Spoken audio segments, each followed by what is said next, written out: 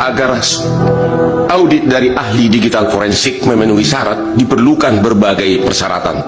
Salah satu contoh kasus terbesar akhir-akhir ini adalah kasus narkoba Jenderal Teddy Minahasa, di mana saya sebagai salah satu kuasa hukumnya.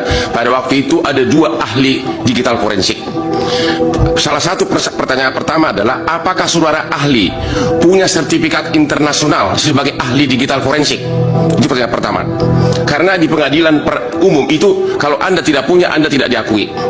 Pertanyaan saya, apakah Anda pernah melakukan audit digital forensik di mana KPU, ya ini harus KPU menyerahkan kepada saudara si rekap tersebut untuk Anda audit? Pernah nggak dikasih? Dan kemudian dibuat berita acaranya dan kemudian diselebrate hak isinya semua. Disitulah ketahuan kelemahan sistemnya dan sebagainya, dan itu banyak parameternya.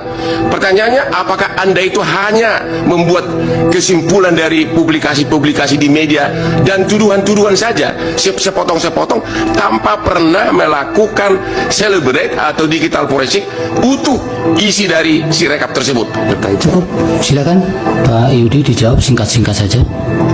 Terima kasih. Mungkin dari yang terakhir ya, kan Celebrate itu nama alat Pak untuk kepentingan mobile forensik. Jadi istilah di Celebrate itu tidak tepat itu ya. Kemudian yang terkait dengan, sekali lagi mungkin kembali ke Pak Hotman ya. Jadi yang saya sampaikan itu adalah pola pikirnya Pak, pola pikir digital forensik ya. Jadi kami tadi dalam paparan ini tidak menyatakan bahwa kami melakukan aktivitas digital forensik.